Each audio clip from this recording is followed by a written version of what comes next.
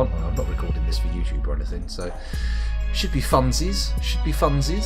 So, where were we? I think a recap is in order. We should actually talk about the state of history as it stands. We have 6 periods.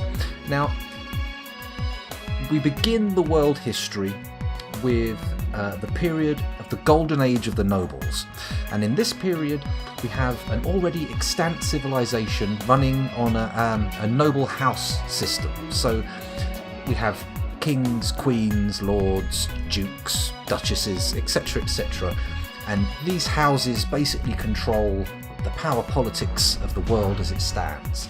Now, the next period is the age of the microscope, where House Trinipaptus, interestingly named, not quite sure where I pulled that one from, managed to decode the human genome in this event here. We haven't given it a funny name, we've just had it here.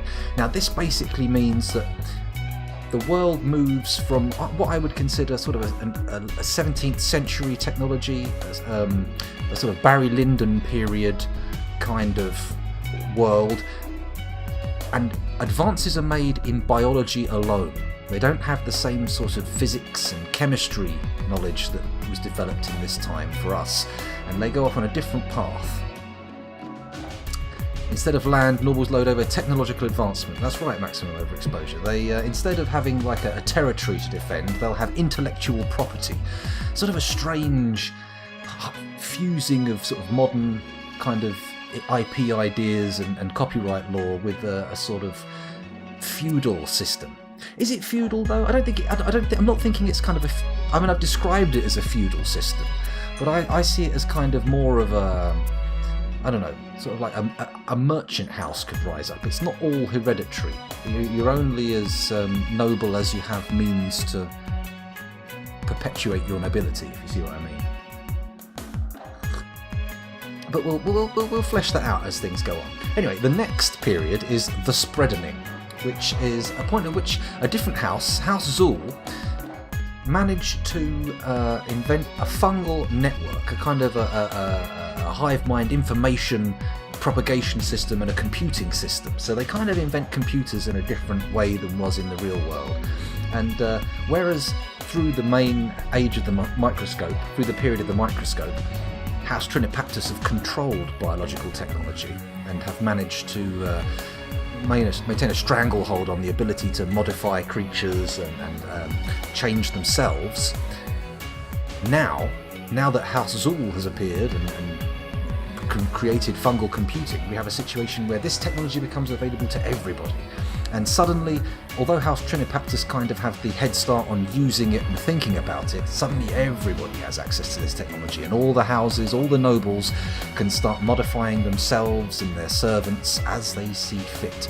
The next one is the fracturing, and the idea of the fracturing is that this practice of modifying the nobility continues to such a degree and for such a period that members of different noble houses no longer have the ability to crossbreed or create any meaningful genetic partnerships as such. Kind of meaning that they become separate species, I suppose. Like they're no longer just different types of humans, they're all now biologically distinct variants of the template. Excuse me. Then the next period is the loss of the original genome template, and what I'm seeing there is the noble houses have all become separate new species, essentially, by their own engineering.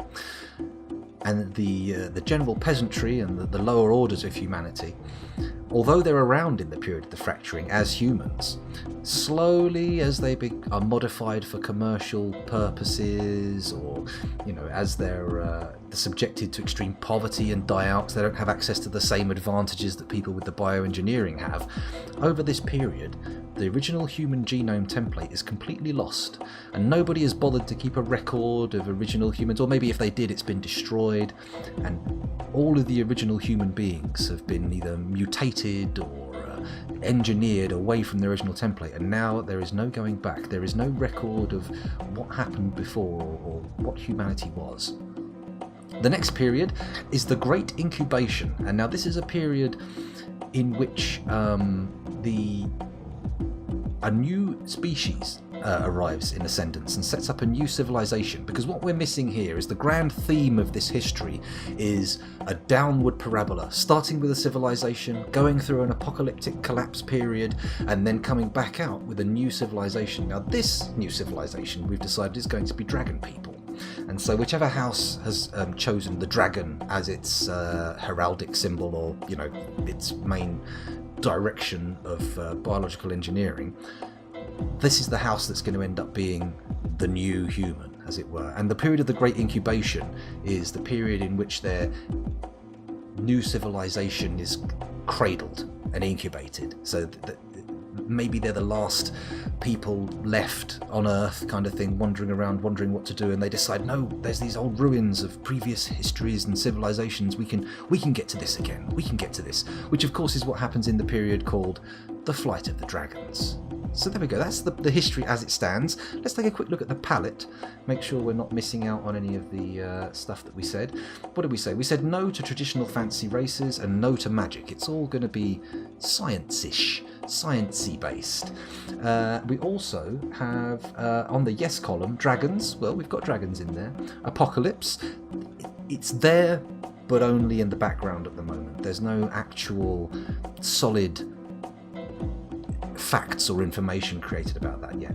Advanced civilization, well, I think we've already topped that. I think just coming in with biological engineering, we have to pretty much call that advanced, right? We've got that in there already. And then genetic engineering as a theme, one of the things I wanted in there. So there we go. Let's collapse the palette again. Gotta love these sticky notes, they're pretty handy. Let's put that over there. Okay, so what do we do next? Does anybody have any ideas for things they want to see? Now, areas we want to flesh out. In fact, let me just say, I know we're not playing proper microscope rules, but I'm going to do something now. I'm going to declare that the subject of the lens this time round is going to be the noble houses. Who are they? What effect do they have in the world? And, what makes them tick? Because currently we have House Zul, who are working towards a sort of fungal ideal and turning themselves into sort of fungal creatures. And maybe, their demise in the apocalyptic scenario is that they become so different from humans that they become just sort of like fungal creatures that no longer communicate outside and only exist within their own sort of internally created hive mind. Maybe, I don't know, maybe it could be a sort of Ready Player One style oasis world that they live in, but their bodies are almost, are completely fungal structures now, just sort of like towers growing out of the ground. Anyway, that's an idea for House Zul. House Trinipactus, of course, I think we talked about them having, because they had the head start on the biological engineering, where all the other houses sort of cleave to a theme and go say, oh, we're the dragon people, or we're the mushroom people. These guys have more specialization, but diverse specialization within the house. So, everybody has engineering that specifically tailors them to what they're good at, or what they are, well, obviously they're made to be good at it, specifically tailors them towards one task. A house for robotics. Now, I like the idea because we got a lot of the ideas. The fungal computing thing brings up a lot of interesting things to do with like AI ideas and that kind of thing. So maybe I think one of the houses, okay, once the fungal computing idea is established, one of the houses figures out that they can use this to create machines. So you create a little neural network brain thing that does simple tasks, and instead of transistors and diodes and all that becoming the basis of computing as it is in our world, in their world, everything is done with fungus and DNA, and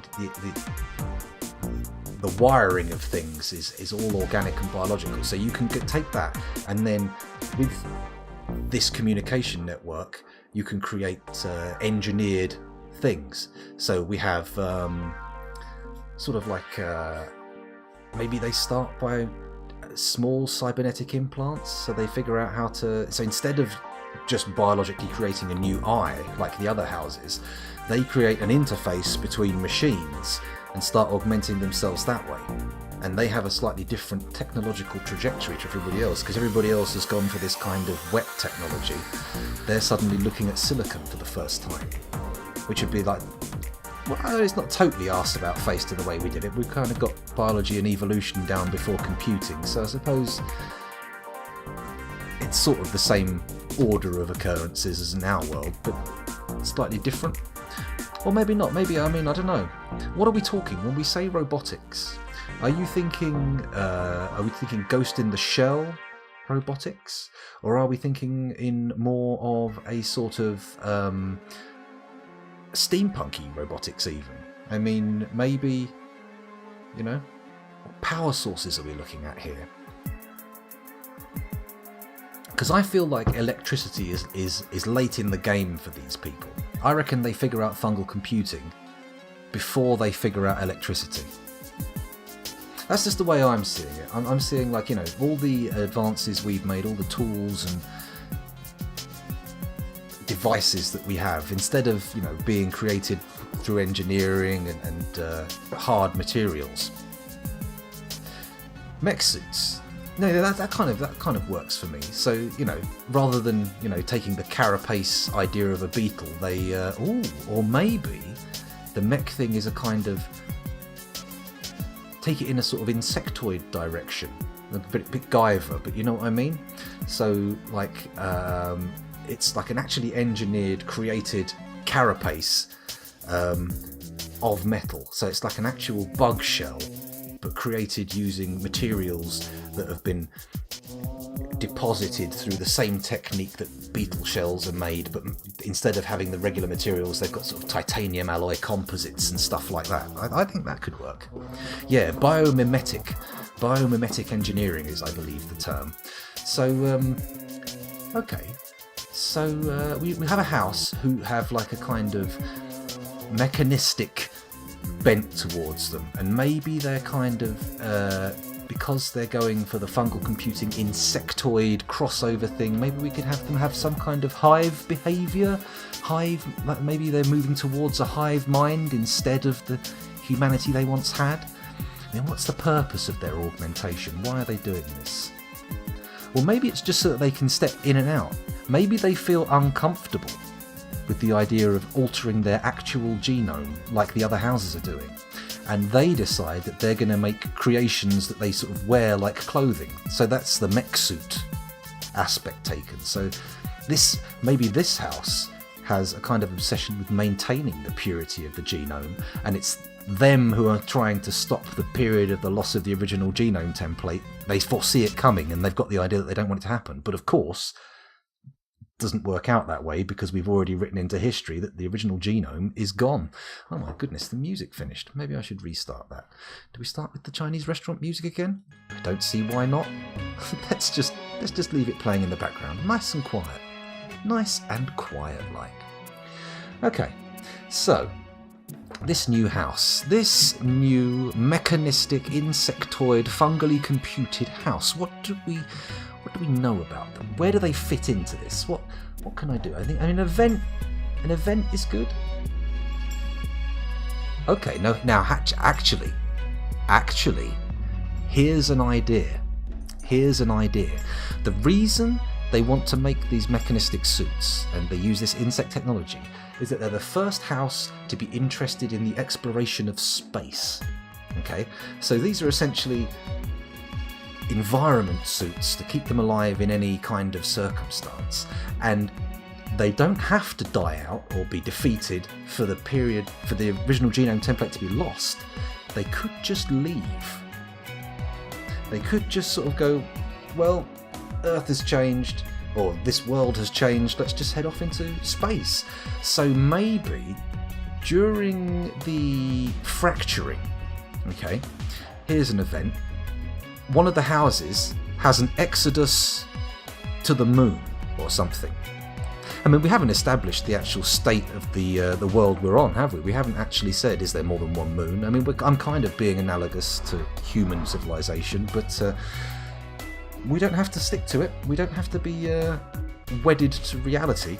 I mean, obviously we're not. These people are turning into dragons. There's very little in the way of reality here, to be fair, but it's good. So this mechanistic house, what do we call them? It has to have, I feel like the name has to have like a flavour of order and something, a kind of mechanistic sounding angle to it. I feel like it would have hard sounds in it, lots of K's. House, hack. No, see, I'm now I've said that, my mind keeps going Harkonnen, but that's no good. You can't reuse something that already exists. How about, I mean, I can imagine the biological spaceships they create. Imagine them. Imagine like a giant sort of squid thing, like a reefback going through space. It'd be quite interesting. I mean, maybe Dredackle. I like it. Dredackle, depending on, I suppose the pronunciation would depend on where you came from in this world, but Dredackle, yes, okay, that's it, we're doing it, even if I'm still like chewing it over in my mind as how it's pronounced, but we'll get there. Okay, so event. Okay, let's see if I can actually do this writing again. Let's see how bad my handwriting is tonight. Is it going to be awful or is it going to be acceptable? Event, there we go. House. Oh, D-R-E-D Echo. It's got the hard sounds in that I was looking for. Oh, here we go. Humiliating myself with my Dredack. Ow. There we go. Humiliating myself with my handwriting, but that's good. That's fine. House Dredackle Exodus. Or is this too soon for the Exodus, I feel? Maybe there needs to be an event beforehand. Okay. House Dredackle. Rather than having an Exodus at this position, at this point, let's cross out Exodus. Let's say, during the period of the fracturing, they move to one of the moons, a moon. Okay, so they move up to the moon, and they're still in contact and communication with everybody on Earth. They're still part of this noble house system, but this is the staging post from which they decide to just disappear. And it is their leaving that is the ultimate loss of the genome template, and the world becomes an entirely constructed, fantastical biological playground. I believe, I haven't read the book yet, I do intend to, but there's something of Oryx and Crake in what I'm saying. I believe that's a book that has biological engineering as its themes and such. Oh, maximum overexposure, say something. Perhaps they leave during the loss. Yes, that's what I'm thinking. So they up here, the event is House Dredackle, colonize the moon. Well, no, let's call it space. Colonize space. Maybe they have a space station. Maybe they've got an organic creature that they've engineered to live up in space, and they move the synthetic egg into orbit, and it hatches, and they can live inside it, and its organs take care of, sorting the environment, and it eats solar radiation or something, like huge fungal panels, like the Chernobyl reactor fungus. They're quite good. Giant space whales, yes, that kind of a thing. I always picture things living in space to be more cephalopodic, more sort of like boneless tentacled monstrosities rather than sort of, noble-ish, like mammalian whales. I feel like if something evolves in space, tentacles seem like the option, Mind you, what the fuck is it manipulating? I suppose if it eats stuff off asteroids and stuff, it needs to, when it gets close to something, be able to manipulate the asteroids, but I suppose... Interesting thought. Anyway, colonize. Let's just go on to a new line. Space. Here we go. Okay, so we've got an event here. House Dredackle colonize space, and then here we'll have an event which is House Dredackle leave. But we won't write that in yet. We'll keep thinking about this. So I'm liking this. We've got our third house. So I mean, obviously, there's going to be ultimately a number of houses. There's going to be lots and lots of different ones, but we don't need to paint them all in. We just need to know that there is a panoply of these houses. So we have House Zul with the fungus, Trinipaptus with the early lead on self-engineering and transhumanism, and House Dredackle, or Dredackle. I don't know if it's Carl. Dredackle. I like that. Carl. Longer's better. Dredackle. And they colonize space using their insect bio-inspired engineered suits. I can imagine the printing thing, the thing they use to print it is like a giant sack of the materials sort of liquefied down into their base essences, and then there's like a sort of weird spinneret head, like a giant spider's arse, just squirting out the materials in the right patterns, like lots of heads on a machine just going. I like the sound of it. It eats planets that can't be colonised, and breaks down all the minerals in the bowels of the beast. I like the idea of that. I like that idea. A massive, enormous scoop mouth, like a basking shark, just swallows up planets whole. That's quite good. Very, very Unicron. But even asteroids and such work in that regard. I mean, I can imagine some kind of creature diving into the rings of Saturn and scooping up like gobfuls of fuel. It's cool. I mean, we don't have to even consider it like...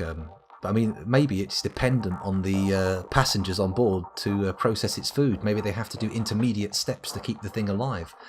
I mean, realistically, with this idea of biological engineering where we've gone, they could be creating anything. I mean, it is sort of like the definition between a machine and an organism becomes fairly fuzzy at that kind of point. Giant octopus wrapping the tentacles around and crushing them. I quite like a giant octopus. But then again, we've got this insectoid theme for the house. Dormammu, consumer of worlds. I like that name. Dormammu. And I think Dormammu starts as just regular Dormammu.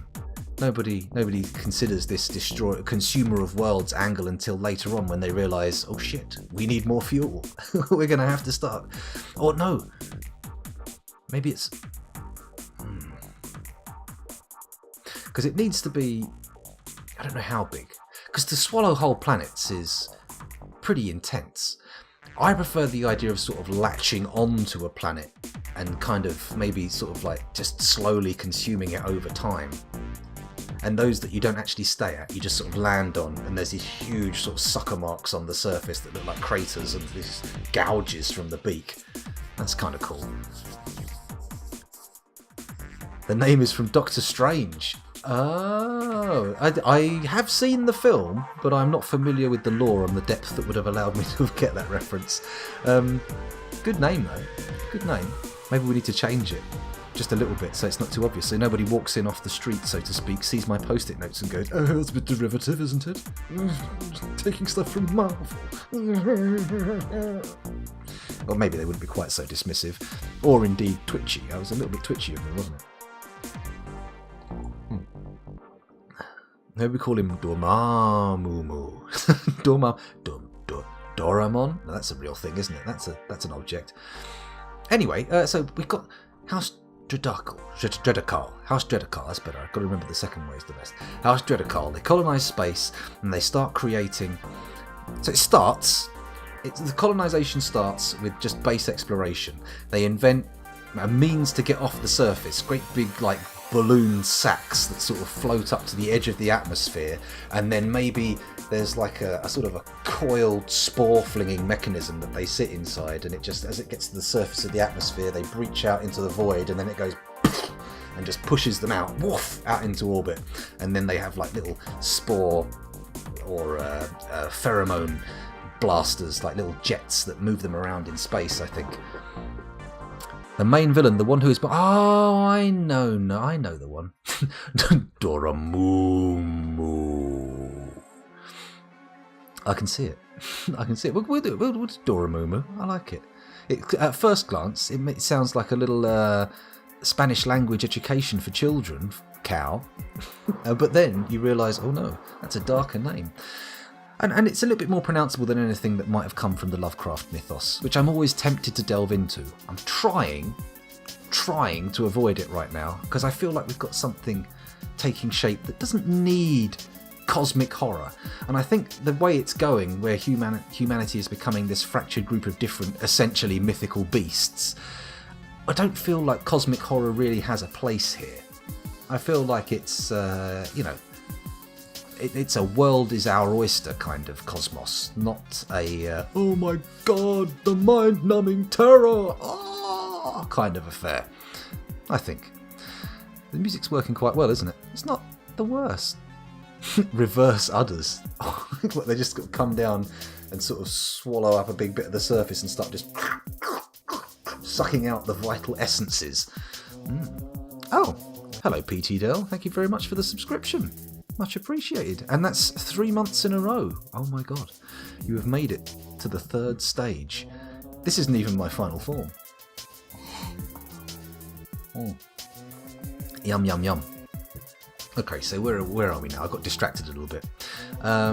So House Dredakar, colonising space using their insect exoskeleton technologies. They've created these biological suits, which mean they just have to change that and climb into it rather than changing their sacred genomic template. Maybe they have like I mean, do House Dredakar take their intense desire to keep the human genome unchanged? Does that take them to the point of cloning and making everybody exactly the same, like a template ideal human? Or are they adamantly opposed to that and all births must be natural? I mean, I wonder. Especially if they're using these external augmentations, then they're not going to be so worried about genetic abnormalities and illnesses and stuff like that. It doesn't matter if you're born a haemophiliac if you're in an enormous mech suit that basically acts as a cradle and a womb for you for your entire life. Or do they stay in them their entire life? Do they get in and out? I don't know. Udders with octopi suckers. Tentacle udders. We're heading into a strange world here. When I say the words tentacle udders, I get a certain feeling that I normally only get watching anime. You know, when you start to worry, you're watching the anime and you're thinking, this is going well, and then suddenly, like, a little girl comes up to the main character and starts going, and like getting way too intimate, and the character's like, oh, this is perfectly fine. You know that feeling? I don't know why tentacle udders makes me think of that, but that's the feeling I got. Manga? I don't know. I'm just used to pronouncing it manga because that was how I, when they started turning up, when manga, I'm going to keep saying it like this by the way, was a brand in the UK, that was just how I ended up pronouncing it. I could be wrong. I mean, for years I pronounced Sega, just because I'd never heard it pronounced, and then when it started speaking, when it started booting up and going Sega, I was like, oh, you bastards. In World of Darkness, 2nd edition Vampire the Masquerade, for years I thought there was a clan called the Brujar, completely missing the fact that it's a derivative of Brouhaha, and it's actually the Brujar. And I was adamant that it wasn't that for years, but of course, finally I figured it out. It was actually the Brujar, not the Brujar. Anyway, where were we? Active session. This is an active session, yes.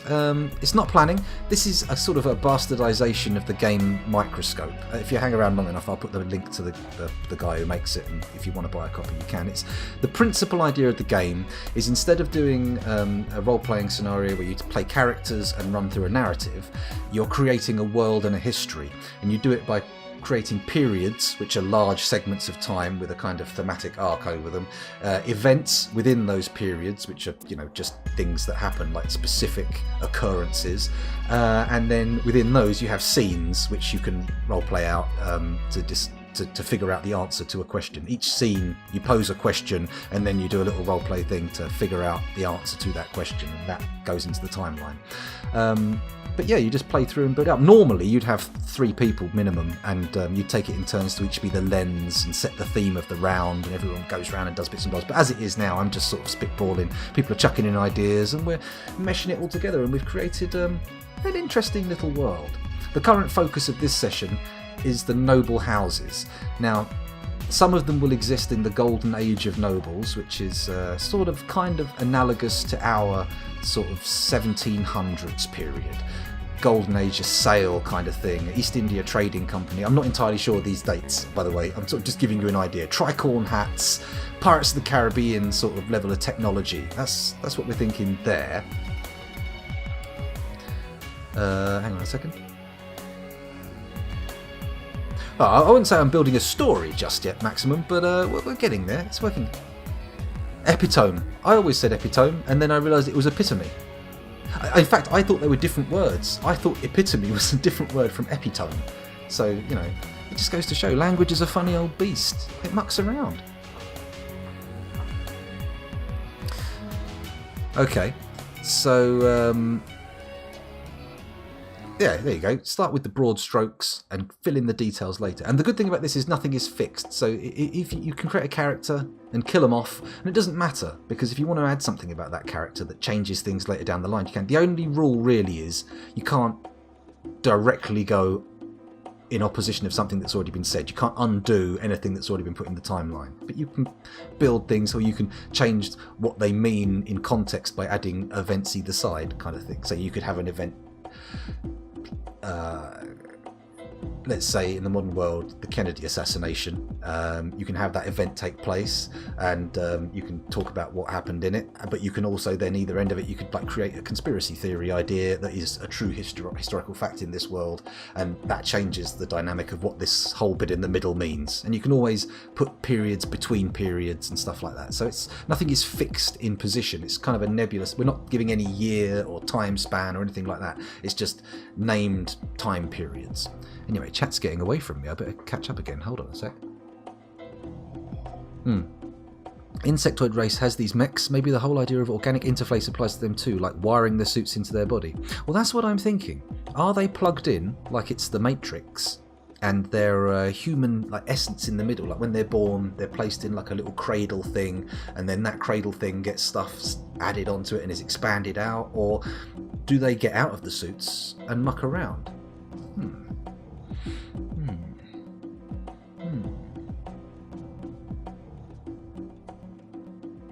Oh, no problem. I mean, if you, this is a fantastic method for creating a story. If you want to take this wholesale, this is not. I'm not claiming proprietary ownership over any of this. This is just us coming up with a little fun thing, you know. But if anyone wants to use it, feel free. If you want to create pictures of things, come up with a heraldic seal for one of the houses or something like that. I'm sure if this continues, if this particular game continues more than this second session, and to be honest, I'm really enjoying it, so it probably will. I'll probably neaten up some of these notes. I'm waving my hand around, pointing at the screen. You can't see me, I should use this. I'm going to smarten this up a bit, redo the notes and stuff. But like, if you want to come up with something and create anything, like a story, an image, a sound, or whatever, feel free. I mean, I have left these much blanker than the ideas that have come up, so those coming to the table later are probably going to have a slightly different view of how it's all working than the people who've been here longer. But whatever. Object-oriented storytelling, yeah, it's the JavaScript of world building. Maybe. I don't know enough about coding to actually make any good jokes. I'm subscribed to r/programmer humor, but most of that I can just about get. And once you can make hello world, you can get most of those jokes, right? Yeah, even if you don't understand what they mean, usually the context is clear. Anyway, excuse me, my voice is going. Maybe only the warrior type uses the suit, like war type insectoids always have them on, but normal ones don't. So they have like a regular. We'll say maybe the suits are only used as a kind of when they go to space, because I'm imagining the first drive to create these suits is the exploration of space. As we discussed, I'm definitely liking the idea of this sort of launch system whereby they have their special spacesuit, mech suit, insectoid, bioengineered mechanical thing, their Guyver outfit, and they sit inside like the cap of a sort of fungal spore launcher, and these big gas-filled balloon like fungal sacks, like fungusy leather, fill up and just float it up to the top of the surface. And as soon as that little tip of the spore cap breaches the surface, it just explodes and fires out everybody inside it in all directions, and then they're clear of the thing and they're into orbit. I like that image. So I feel like those suits are developed for that, and then they become because instead, or maybe not, because we said earlier that the other houses have started this transhumanistic rush and begun to change themselves. Maybe these ones, because they're trying to maintain that pure human genome, they need to compete. So instead of making themselves huge or impervious to bullets or whatever, they create these perfect shells. Yes, like a prawn suit in Subnautica, very much. So I imagine there would be like a fighting suit, a war suit, a truly terrifying creation. But I also imagine, that they would have wands for other things, like a dragonfly suit. Or maybe, do you have one suit or do you have a different suit? Because insects change throughout their lives, don't they? Different insects can have different instars and they change their physical form greatly throughout their lives. So maybe if they're modelling this technology on insect things, maybe, if you want to go for a fly around, you get in like a big sleeping baggy dragonfly suit thing and it flies you off. Or, if you want to burrow in the ground, you get like a grub-like outfit. Or if you want to roll around and not get hurt, you get a beetle type shell thing. I don't know. It's interesting. Genetic modification to survive space. Yes, I mean that would be because the other houses, once they break the seal on space, of course, there's going to be other houses are going to be interested, I think. So we have 3 separate technological leaps here that take place in this timeline. First, it's decoding the human genome and becoming conversant with genetics. Next, it's the fungal computing. And then next, it's space colonization. Now, I kind of like the idea that all of this, they haven't discovered electricity yet. Throughout this entire history, all the way up to the period of the fracturing, there's no electricity. It's all sort of lighting is bioluminescent, so the bulbs are like sort of dangling fleshy things that have this thing, and if you want to make it like shine, you've got to walk down a corridor sort of like slapping all these little dangly balls off the ceiling, and they start to glow brighter once they're disturbed, kind of thing. Or maybe you walk around with like a special stick with a duster thing on the end, you just swirl the lights as you walk around. It's a weird thing. Okay, so before the spreading, House Drakkar is the peacekeepers with normal armour. I like that. Maybe, yeah, at first there are kind of in the early Noble Age. Perhaps they're a little bit backward in the period of the Golden Age of Nobles. Everyone else is wearing powdered wigs and floating around in big ships and stuff, like sailing around the world in big ships. But they're still attached to like knights in armour, kind of, that kind of thing. Do we have gunpowder? Do we have traditional firearms? I don't think so. I think we stick no traditional firearms in the Golden Age of Nobles. It's all swords, but everybody else has gone away from the heavy armour, and they were really deep into the heavy armour sort of thing. The suits could be a caste system. Okay, so all the peasantry that we spoke about before, they just get a peasant suit kind of thing, which makes them strong and able to do stuff, but kind of limits what they can and can't do, gives them a sort of a limited scope of life.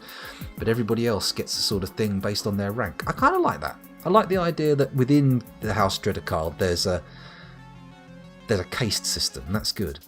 And it kind of has a certain parallel with Trinipaptus, because they have a caste system as well, but a from birth genetically engineered one. I suppose all caste systems are from birth, aren't they, by definition? That makes sense. True.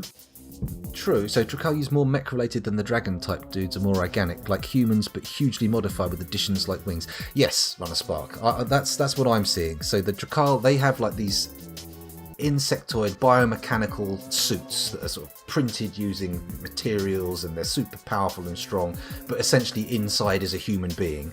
Whereas with the guys who end up becoming the ascendant species, the dragon people, they are literally altering the very fabric of their body. So very quickly you end up with a vague humanoid frame, but massive like dragony wings on the back and massive thick arms with 3-toed things and 3-toed hands and things like this. I don't know why you'd do that. If you had 5-fingered like manipulative hands, why would you go from that to something else? I don't know, maybe they've got some kind of facial Chinese dragon kind of tentacle shit that they can use to manipulate stuff. I don't know. We'll think about the dragons a bit further down, or maybe we should start thinking about the house that yields the dragons. Although I feel like for such a pivotal element, maybe I want to know more about the rest of the world before I sort of slide that linchpin into place. Perhaps. Speaking of the Chinese dragons, here comes the Chinese restaurant music. Fungal computing would be using electrical pulses, although the wires would be made of flesh instead of metal. That's true, but they could use it and understand the basic principles of what's happening without understanding electricity, I think. No traditional firearms. Okay, oh man, I'm way behind on chat. Got to have some societal strife and issues to overcome. Provides conflict to the narrative and an environmental scale. Well, maybe long before. Maybe we can have some kind of natural. So, okay. Here's the strife. Okay, I'm sorry, I'm behind on chat, but I'm going off on a tangent again. At some point, most natural animals in the world are wiped out by some accident or on purpose. Something happens, some kind of one of these biological experiments happens, and most animals are wiped out. And essentially, we go from like a naturally evolved, complex web of interacting life forms to a very an engineered, created set. Maybe less, I don't want to use the word engineering, because although it's genetic engineering, I'm thinking more of an artistic flourish to it. So this world goes from being like primeval forests with creatures in, to like groves with unicorns and griffins circling around a mountain. People take license and repopulate the world with mythical creatures that they've created. I like this. It's got all the sort of. It's got some of the fantasy of a magic system, but you're kind of grounding it a bit more in a sort of sciencey, kind of science-esque kind of element. I like it. Anyway, sorry, let's carry on down the thing. If there's a case system, it's assuming a strong government patriarchy, which it only logically follows there would be suit stealers and beings looking to overthrow. That's true. Yes, that's true. Well, I maybe like the idea that the suit is rudimentarily intelligent, not at the level where it could hold a conversation with you, but where you have a relationship with it in the same way you might have a relationship with something like a horse. So you're not really necessarily wearing it and driving it like you would a vehicle, but you're kind of riding it like you would an animal. And the communication happens on a sort of, it's got sensors inside its body that just can feel and sense your nervous system, and kind of like sharks can see the electrical impulses in bodies. It can sense, using the fungal interface, it sees your nerves, and you have to teach it how to respond to your movements. Maybe I'm getting off in the weeds here. But that still allows for the possibility to maybe hijack one or steal one, because you can steal a horse. It's entirely possible. I mean, once it's trained, it should probably respond to a person, but maybe you could build a special relationship with a suit that allows you to sort of deeper understanding and a more skillful execution of its purposes. The Flight of the Dragons could be them. Well, I was thinking of it as a metaphor for their ascendancy to power, but that's interesting. Maybe the Flight of the Dragons is not them establishing the civilization that dominates the new world. Maybe it's them taking off into space to establish a new one. But I also like the idea that the dragon people have a conflict and they're part of this early space thing as well. I like the idea that the dragon people go, fuck it, we want to go into space too, and they sort of the draconification of them is part of this drive to be able to exist in a vacuum. So they start getting these hardened scale outer shells that they give themselves, and they make themselves like majestically beautiful metallic creatures with iridescent wings and things like this, and they can fly up into the clouds, and then using some special adaptation they can just push themselves that little bit further out into the space, and then boom, your wings become a solar sail kind of thing. I don't know. That's a little bit of a vague idea at the moment, but it has a certain charm to it. Okay. Yes. So the sighting of a griffin is kind of a regular whatever. You've made a griffin, big deal. But someone finding an owl or a deer in the woods, it's like, holy shit, where did this come from? Look at its genetic code. It's almost like it was put together at random. There aren't even any notes. That kind of thing. That would be pretty good. Okay, something really simple, like somebody in their suit happens to be stranded in ruins due to some failure of their wings in transit, happens upon a finch's nest with an egg. think I've missed the context of that one. Let's scroll up a bit. Oh, I see. Yeah. So somebody discovers like a long thought extinct creature. Yeah, that's quite good. The great incubation is after the microscope and the first human modification. And then the flight of the dragons is when the first dragon people come into being but are mentally unstable. They go on a rampage and wipe out most of the life on the planet. That's quite good. Yes. Oh, I see. Oh, okay. So maybe they're so far beyond people that we're talking about a scorched earth scenario where at the point... So we have this period where the dragons are sort of dragon people. And then we have the Great Incubation, which is where sort of like a generation of them go into this sort of like, screw it, I'm a dragon, I'm a powerful being. They've become so mentally detached from what it was to be human that they decide to go whole hog and recreate themselves as these mythical beings. But once they hatch out, their minds are so changed that they are now essentially something utterly alien, an actual dragon. And then that's it, they start scorching the earth. And this makes us a good time. No, this is not a good time. The Dreadokal have already left at this point, so...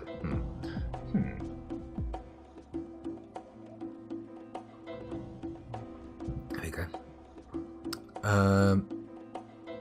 Can't get lost in the details at this point, it's true. It's more the periods and events within, that's right. I can't get too detailed.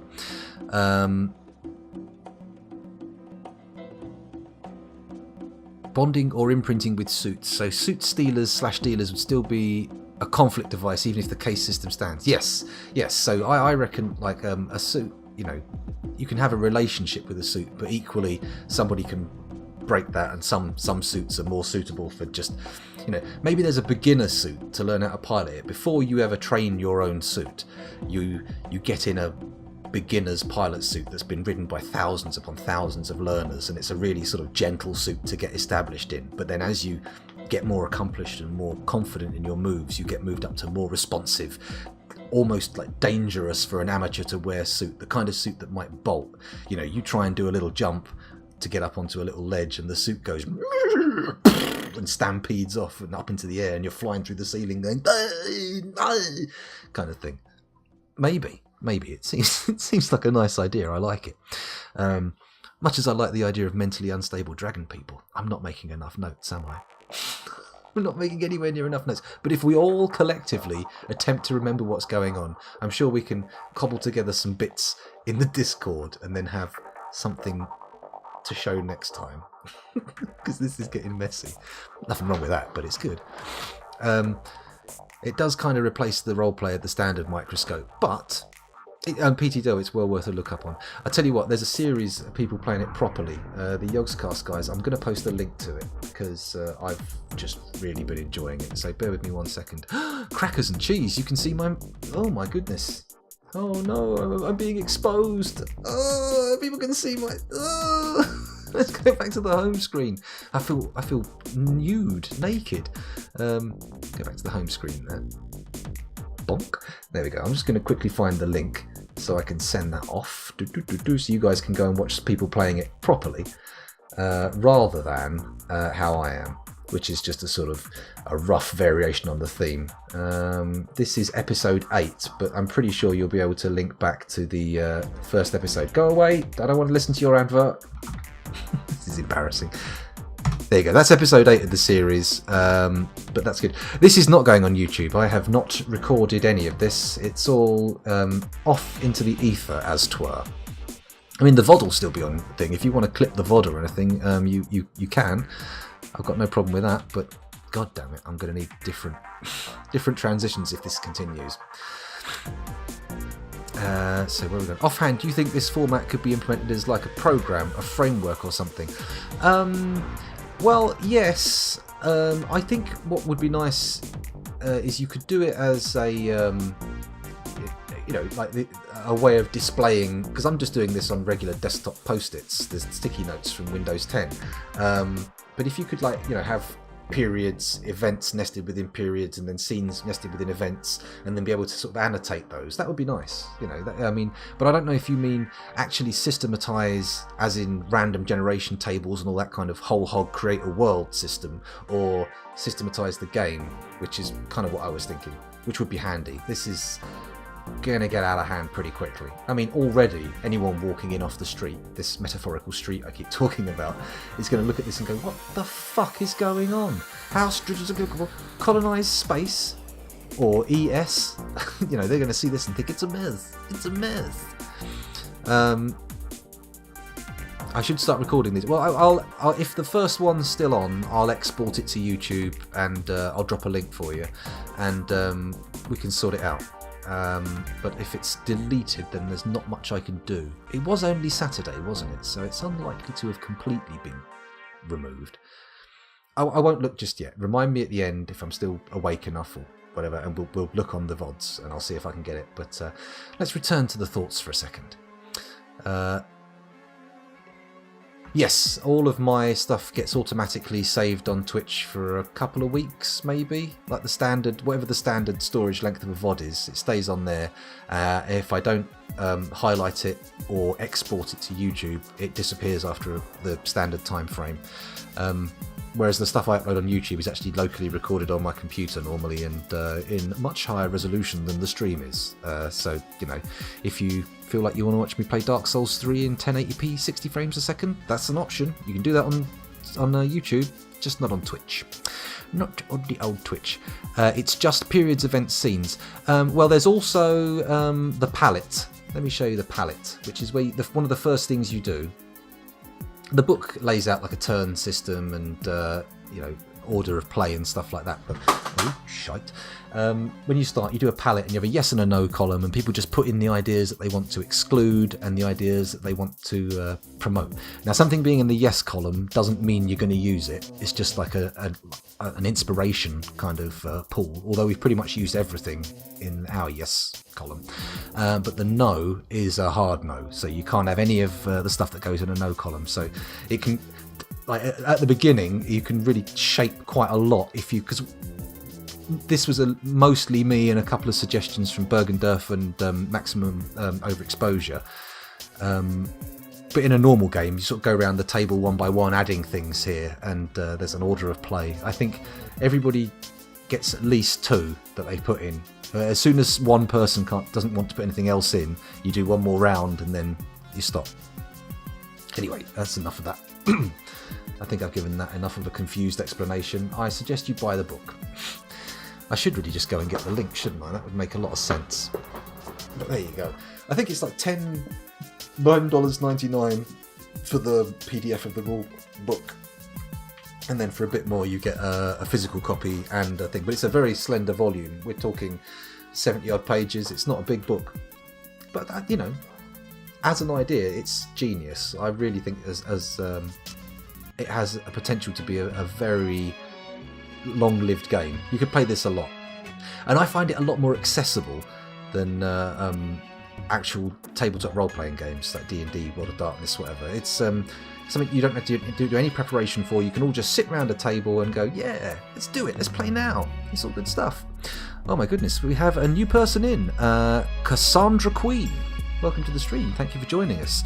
You've wandered into something ongoing that may be slightly confused. I mean, these notes here are not being, you know, they don't really speak well of my mental state, but trust me, there's an amount of sense here. Oh, PT Dell, you know her, that's good. I think I'm all right saying right, I'm just making assumptions. Ignore me. Yeah, so I'm sure you'll be able to be brought up to speed. Chat has been discussing this quite deeply. You filled her in on Discord. Ah, well, there you go. That helps. Oh, is the Discord jumping? No, I'll ignore Discord for now. Ignore Discord. Look at the actual Twitch chat. You may notice I'm starting to get a little tired. It's 2:30 here, so we'll carry on for a little bit longer. How long's the stream been so far? 3 hours, 22 minutes. Well, I've definitely streamed long enough that I'm okay stopping, but we'll carry on for a bit because I'm liking what's going on. You're more than welcome to join us. Your Star Trek homies. Ah, is that a tabletop game? Is it? Oh, your Discord. Okay, that's good. That won't distract me. I won't be staring at my Discord going, where's all the conversation? Oh no, missed it. A tabletop Star Trek game? Because old Chunky Nut, who was on the stream the other day, he's the DM for my Star Wars game. We play periodically, intermittently, I should say. There was actually a period where we didn't play for over a year, and that was my D&D game. Yeah, that got a little bit weird towards the end. But hey, whatever. Let's get back to the business in hand. The focus of this evening was supposed to be the houses. So far we've come up with House Trinipaptus, the earliest scientifically advanced house who decode the human genome and begin the transhuman transition. House Zool, who invent fungal computing and bring about an information revolution and the spread of the already extant technologies. House Dredakal, who colonize space, and rather than being transhumanists in the way of modifying themselves, they create external exoskeleton suits which are inspired by insects and powered by fungal computing with artificial brains. Now, we were focusing on houses. I feel like we want to add another house. I feel like before I go tonight, we need to think of another house that sort of fits in, either as a part of an event or a period. I mean, we could stick a new period in. I'm not opposed to that. I'm not seeing any obvious hooks at the moment to hang a period on, and I note that definitely these three periods here, the age of the microscope, the spreadening and the fracturing, they have a little bit of detail now. They're starting to get some flesh on their bones. But the golden age of the nobles, the original genome template loss, the great incubation and the flight of the dragons, although we have discussed the flight of the dragons and the great incubation, we haven't really actually put any of that detail in place. But I quite like what we've got. This period being the point where they are reborn as true dragons, and the great incubation being the point which they sort of go into hibernation to awaken at this future date. So we're talking potentially, dinosaur periods of time between these two periods, if we wanted that. Because I'm imagining a transhuman dragon egg can remain dormant essentially infinitely under the surface of the Earth. If we're even on the Earth, I don't know. Could be another planet. Star Trek Online. Ah, okay, of course. Oh. Excuse me. I've got to scroll up a bit. An idea for the dragon people. After losing themselves by going too far with altering their genetics, they seclude themselves and develop technology. That's true. Yeah, so where they go back to a state of almost base nature, they become a technological society again. Maybe the altering of their bodies has become such a sort of a natural act, they can no longer perceive it as a technology, and it's more of a sort of a ritualistic, that the meaning is lost over time, and it becomes, a sort of second nature instinctual part of themselves to change and develop the biology around them, and it's no longer a technology, and it becomes fully integrated with them. And then once they've done this, they have to rediscover the wheel and fire. Although if you're a fire-breathing dragon that can fly, I don't know how much use wheels and fire are going to be to you, but you get the idea. Some other technology. I like that idea. That works. Bamlock, House of the Dragon, and a separate house from Trinipaptus, sub-house. Okay. Well, I think House Trinipaptus, being so powerful for so long, will have this internal structure that's, has distinct elements and parts that work together, almost like a sub-society. Did someone shout upstairs? No, sorry, I thought I heard one of my kids. Kind of dumb. So, okay, so I like this. Bamlock. They are the ones that become the House of the Dragon. Where do we... You know what? I think House Bamlock exists back in the Golden Age of Nobles. I think they're an old house, and they've been obsessed with dragons forever.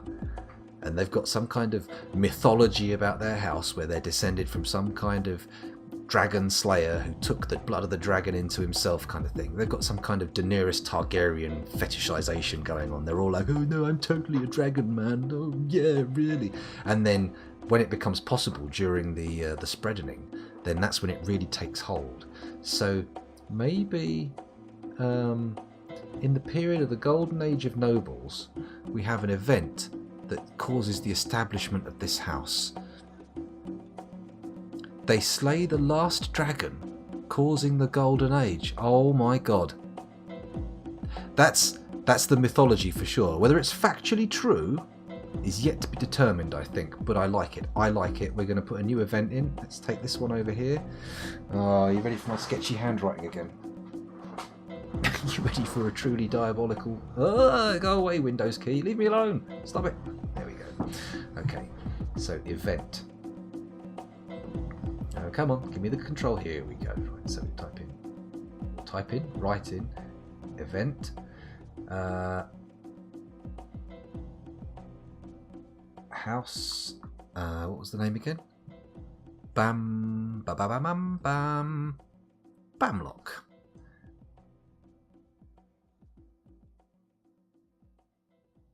There we go. House Bamlock founded. Can I write that in here? It's going to be a delicate job. Founded man. House Bamlock founded after founder. Oh, here we go. Oh, look at that. Slays last dragon.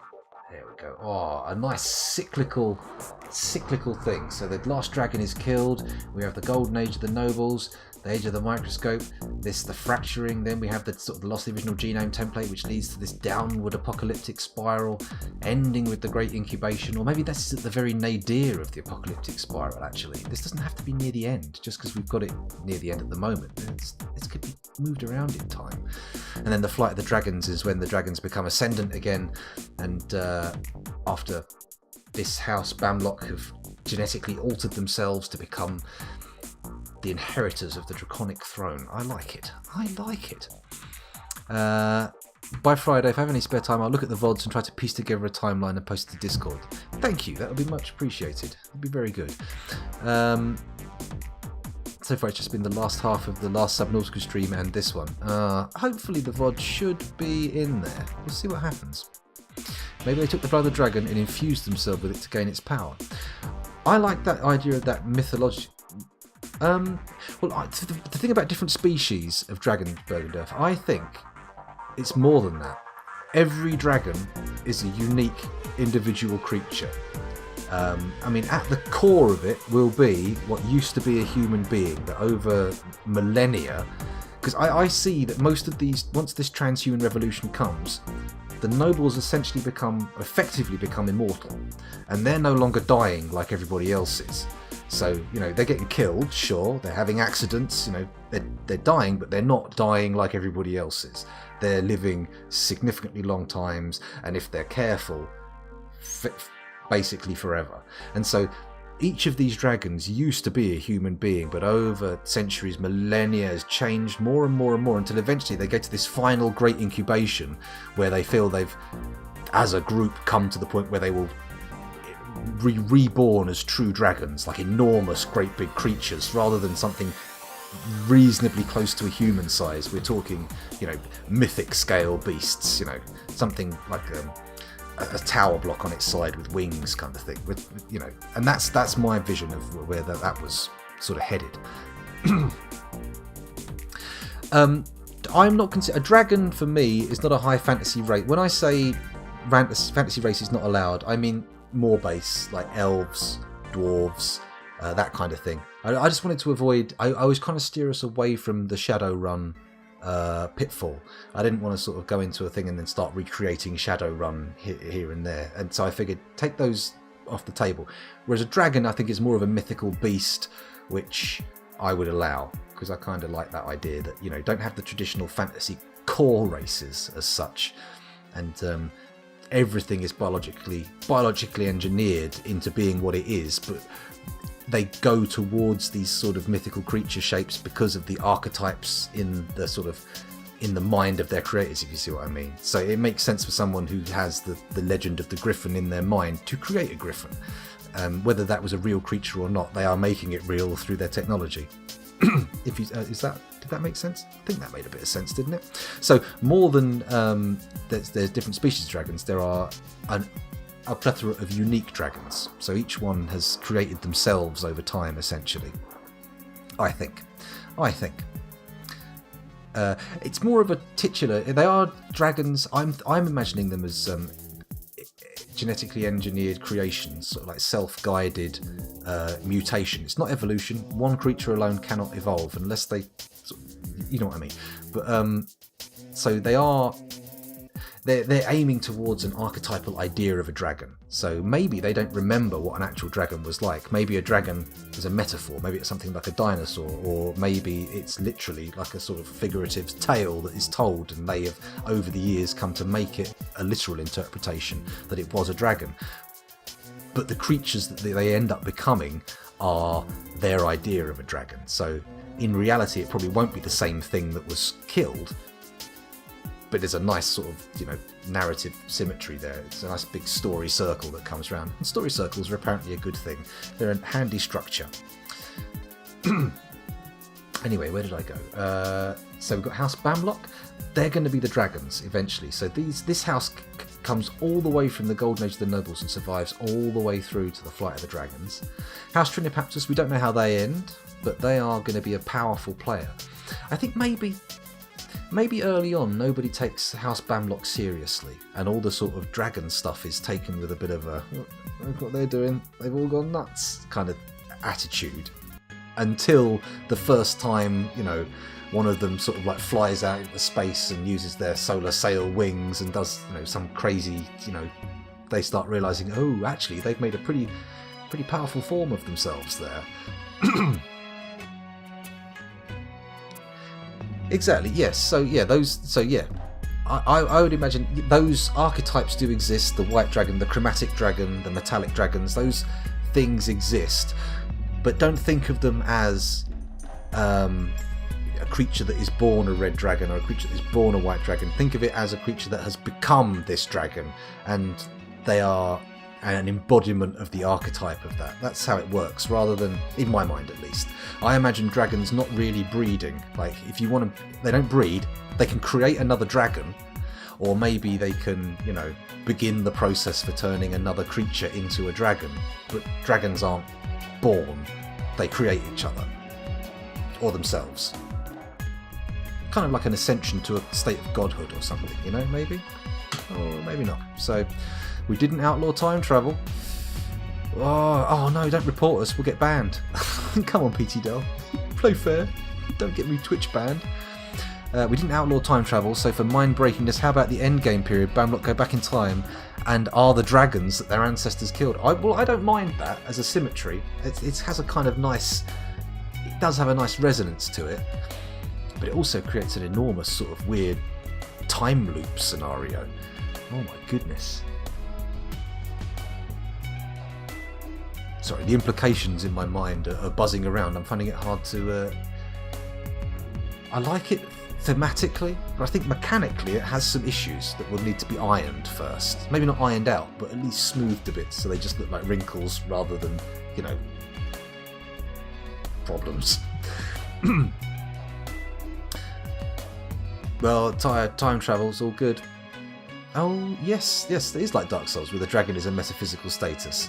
They become this creature. I kind of like in that William Blake thing and the whole red dragon idea of the serial killer. Okay, maybe not the best example, but you know what I mean.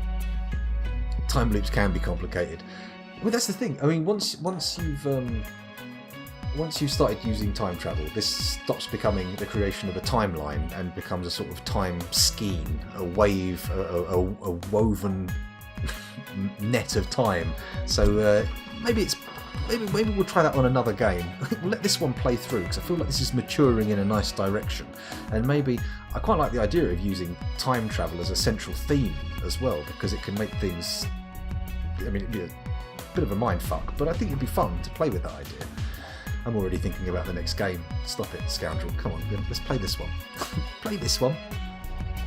So, House Bamlock, House Trinipaptus, House Sul, House Dredakar. I'm thinking it's 2:45 in the morning. Let's come up with the very bare bones outline of another house. Another house who have some meaning, or even a period for that house. Because these periods kind of belong to House Bamlock right now. I'm not banning time travel, but I feel like I want to set some rules for time travel. You know, we need to think about what kind of time travel. Certain time travel is banned,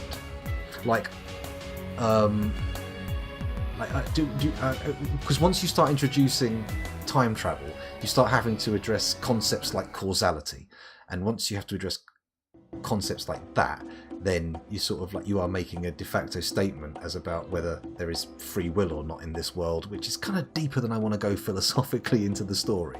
Because of course, if you can go time travel but not actually change the outcome of anything, then everything is predetermined. You have no free will, and all of time is just an object, a static thing that is given order by our perceptions of it rather than its actual true nature. See, this is what time travel does. This is what time travel does. It makes things difficult and awkward. But I'm not totally dumb. So what tech does this house lord over? Well, let's think about it. Are they all... What technologies do we not have analogues for? Because we now have sort of space technology, we have fungal computing, we have the human genome and biology. What other technologies are available?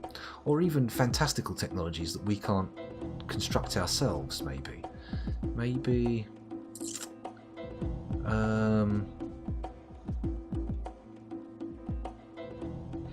It's difficult. I feel like you broke the stream. Yeah, you sent me into a spiral of chin stroking and lip tapping. Where do we put this?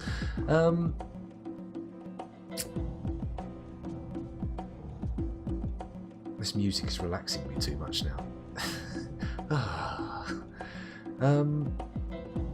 Okay, well maybe adding 2 houses for now is enough. And that was the thematic thing of this thing. So maybe we can be happy with these houses for now. And before we go, we'll think of some other thing to put a bow on the session. Something to put a little bow on it. One of the houses has mastered nuclear fission. Okay. Keep their knowledge secret, but distribute their reactors as religious icons. Instruct priests to maintain their reactors. The priests only know the physical signs of the reactors to use them, but no nuclear theory. When things go wrong, it's seen as disrespecting the god. Radioactive disaster. I quite like that. It's got some mileage in it. I quite like the mileage in it. Except, I think... Okay, this happens after the fracturing. Okay, at the point where they're exploring space. And it comes as a result of a quest to create a star. They, the world of biology is at their feet. They're able to make any living organism they wish with as much of a fantastical flair for creation as they like.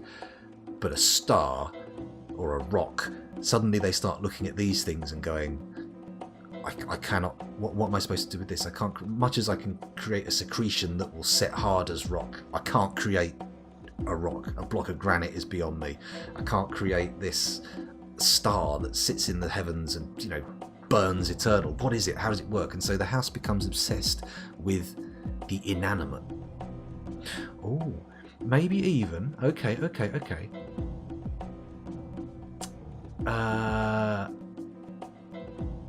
Refinement of metal, that's good. I like this idea, okay.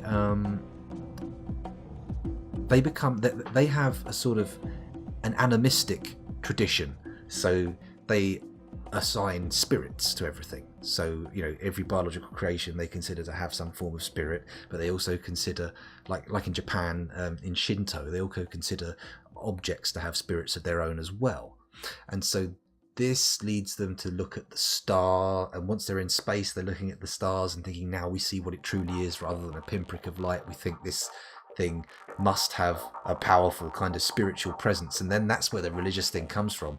And their attempt at nuclear fission or fusion, or whichever one's the big boomy dangerous one, that's an attempt to create new stars and essentially sort of harness a god.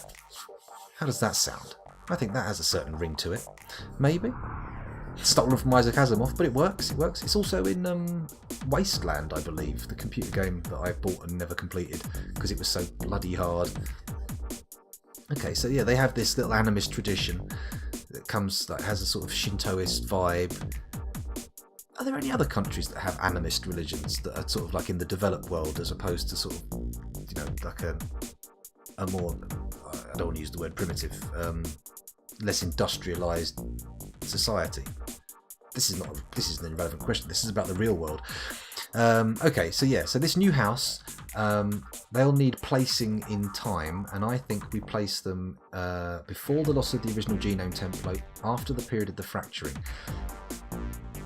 Now we have a period for the colonization and exploration of space. Okay, so this new period, is going to be where this house comes into ascendancy and has its relevancy. So type in, I'll write in again. Why do I keep calling it typing? Period. Oh, look at that, gloriously badly written. What do we call this period? The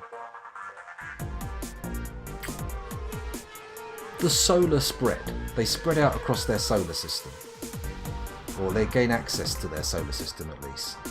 The solar spread. And in this period, house...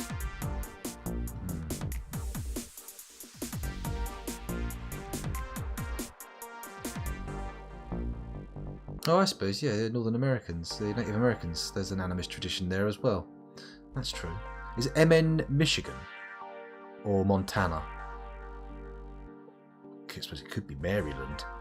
See, I'm familiar with most of the state names, just not the abbreviations. Anyway, so the solar spread. So in this period of the solar spread where the solar system is kind of explored, we have the event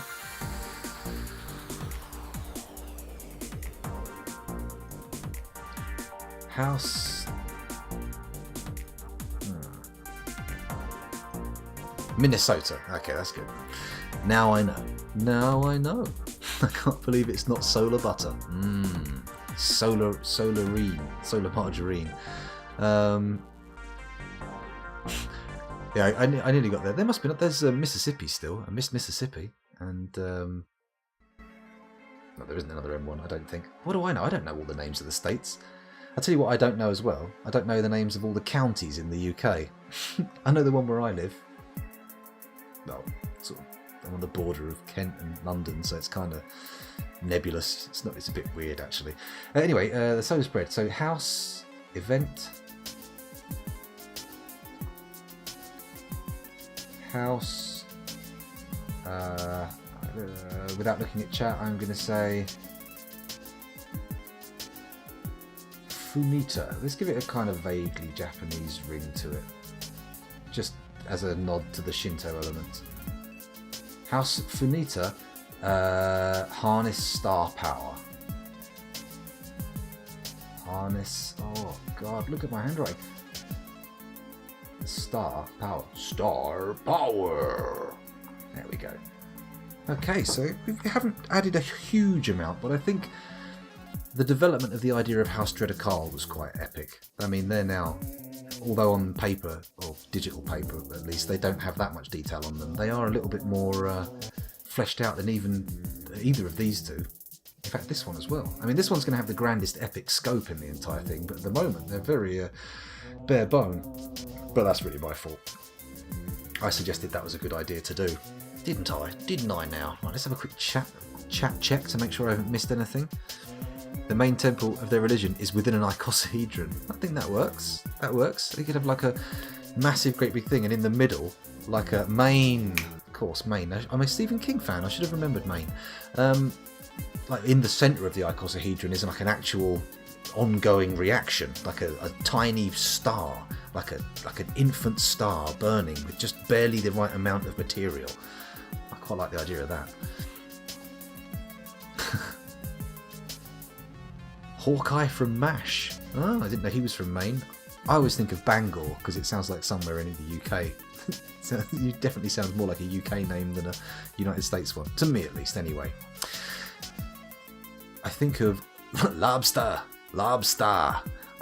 Actually, that's not a bad name for a house. Actually, we'll keep that one on the back burner. Lobster has a certain. The way I was saying it there made it sound sort of slightly racist Chinese thing, didn't it? Maybe I'll. He says as the music starts that would make that sound just that little bit worse. Okay, well, I think we're good for now. This is where I'm going to take it for tonight. I've been streaming for 3 hours and 48 minutes, so it's currently 3 minutes to 3 in the morning here. So I think I'm in need of some sleep, some nice snoozy sleep. Before I go, I'll head back over here. That's the wrong screen. This is the correct screen. And just because of the fun times, just because we've been enjoying a little bit of Microscopy Corner, I'm going to stop the music and I'm going to let you see this, just because I can. Microscope, microscopy, microscope, microscopy, microscopy, microscopy.